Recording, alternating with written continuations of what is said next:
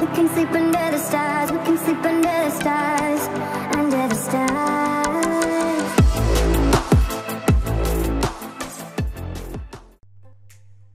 Hello everyone and welcome back to another episode of 2 Cents Plus, and today I wanted to address some of the comments and stuff that we've been getting in regards to our builds, and one of the comments stands out to me specifically, and that is the comment that the amount of items and stuff that we showcase in our video, especially the trial run, the one that we created specifically to create a scenario to show that our base works, is people are claiming that you cannot get that many materials by day 14.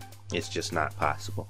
And I don't know how you guys are playing Alpha 17, or if you guys have adjusted or adapted to the way Alpha 17 works, but that's just not true. Especially on the ammo front, because that's one of the things that gets brought up. Like, you're never gonna have that much ammo. Right now on our live stream series that we're doing right now on Alpha 17, on a seed that we are playing on right now called America, we just hit our day 14 horde, and by the time that day 14 horde came, I had over 1,000 shotgun shells and a level 5 shotgun. It's not impossible to do. As a matter of fact, it's not even difficult to do. So I wanted to address how we make this happen. So there's a few things that we noticed about Alpha 17 when it came out. Some pretty drastic changes to the way that you play the game and the way that the game works for you. For example, obviously you cannot get items from zombies anymore unless they drop a loot bag. So farming zombies to get items and materials and stuff is just not a thing anymore. Those bags do often have some decent stuff in there. One time we found over $500. Sometimes you find maps. One time I found a nail gun. It's pretty random as to the stuff that you can find in those bags, but relying on that to get resources, it's just not a thing anymore. So we had to branch out. The number one factor that I'm going to mention right off the bat that will absolutely get you more materials is these new dungeon houses. The new dungeon houses and the bases are probably the best places early game to get a lot of things that you're going to need for later. And they are dangerous.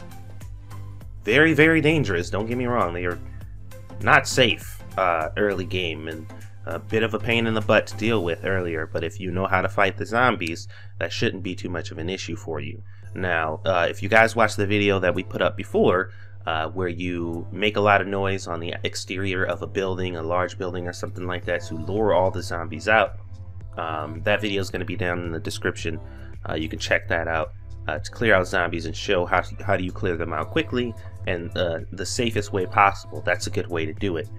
When you get to a prefab house or a POI, go inside the house, make a whole bunch of noise, as much noise as you can, step out and allow the zombies to come to you.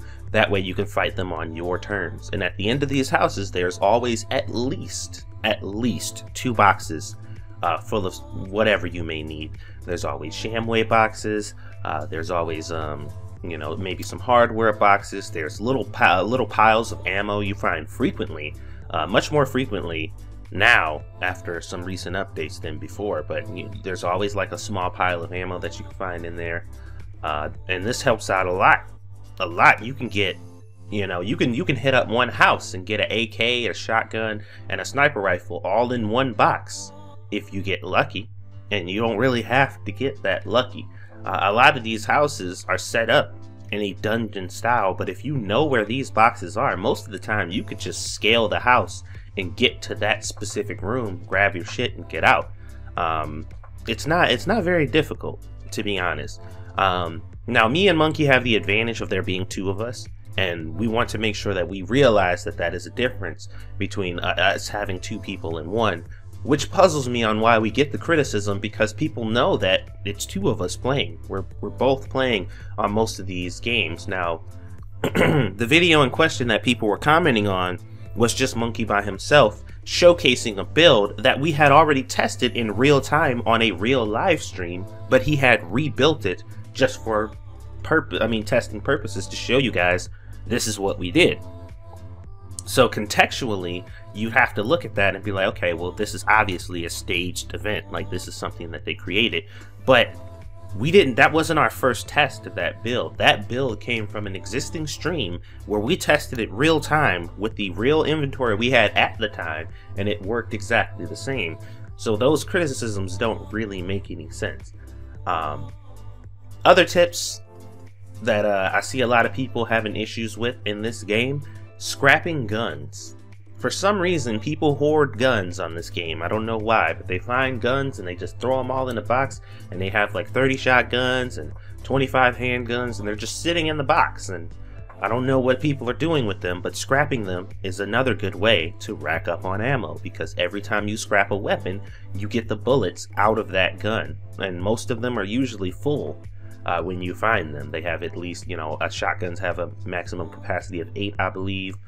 Pistols is, was it 12? Is it 10 or 12? I can't remember.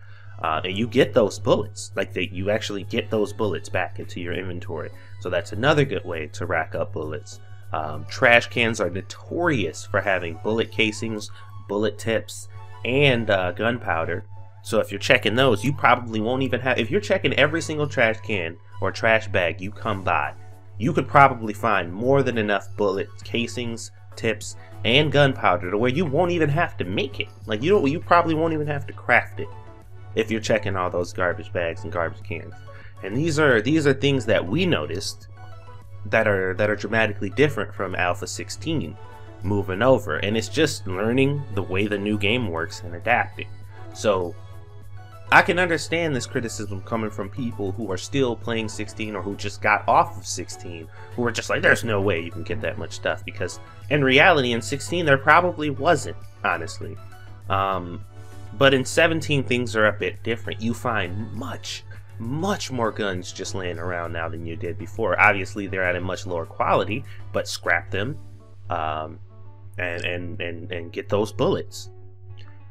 So that was the one thing. Also, when it comes to building bases and stuff like that, especially if you're building them out of wood, it takes a little less wood than it did before, from what I've seen. I could be wrong about this, but it feels like it takes a little less wood to make like the frames and everything. It takes a little more to upgrade, but to get the frames initially, it doesn't take a lot. I think it might have taken 10 before, but now it takes like 4 or something like that. But propping up a base or building up a base very quickly is not super difficult, as long as you're investing in the proper points, like Miner 69er and what's the other one, Motherload, I think, to get more resources earlier on. Getting that stuff is not bad. In a playthrough that Monkey's doing right now, he said it took him, what, maybe 1 to 2 or 1 to 1.5 in-game days to get, you know, almost 2,000 wood. It's not as difficult as people are making it out to be. So keep these tips in mind for future references. There are going to be more to come. I have a designated tip video telling you guys stuff that'll help you out. That'll be coming out soon, so be sure to check that out. But I just wanted to address that. People who are just now getting into 17, or people who've been playing it for a little bit, if you're still in the mindset of Alpha 16, you got to get out of it. You got to let that go. Houses aren't just houses anymore. When you walk into a town and you look into a house, they used to be pointless. There was no reason to search a house except for to search the cabinets, maybe for food or water, or maybe you know, coffee beans or something. But there was no payoff. You go in the house, you check the cabinets, and you leave. There was really nothing. Maybe you'd find a weapons crate. Maybe. You know, and that would be nice if there was anything worth the crap in there to begin with. But now we have these designated dungeon houses. There is always something amazing at the end of them. Always. So keep that in mind. And specifically, this is usually designated for the houses that you've not seen before, like houses or buildings in this one that you haven't seen in 16, because a lot of the buildings that carried over from 16 are kind of the same. They made little minor changes to them to make them a bit more interesting, but most of them don't have payoffs at the end. So if you think about it that way, you can definitely increase the amount of resources you get. Make sure you're scrapping those guns and not hoarding them so you can get those bullets and keep those for, because I mean, you really only need one gun. If you have a shotgun that's a level 3, any shotgun that's below level 3, unless you're giving one to your friend or whoever else you're playing with or something, throw them all away. You don't need them. Scrap them all. You don't need to hold on to any of them.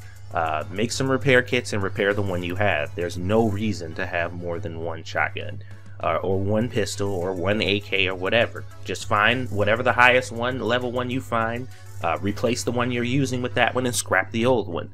Don't hold on to those guys because it's pointless. It's a waste of time. So I just want to give you guys some tips and address some of the stuff that people were saying to us, because none of it made sense. We've been playing Alpha 17 religiously, and we've started over and done 3 seasons of 28 days later, where we did a start from day 0 up to 28 days. We did that 3 separate times. 4 if you're counting what we're about to do now, because this time we're going beyond 28 days, but we're only on our 14th day now, so we're about to be doing this for the 4th time. Trust us, it is absolutely possible to have more than sufficient resources by day 14 if you know what you're doing. So hit that like button if you like it. Don't forget to share it. Subscribe if you haven't already. And check out some of my older videos to get a good idea of what's been going on, or maybe check out the streams to see what I mean when I say that we've done this. We've been doing this. So if you want to see how this process is done, go to the older streams, maybe turn the speed up to 2 times instead of 1, and check it out, and you'll see like it's possible. But thank you guys for watching again, and I'll see you guys on the next one.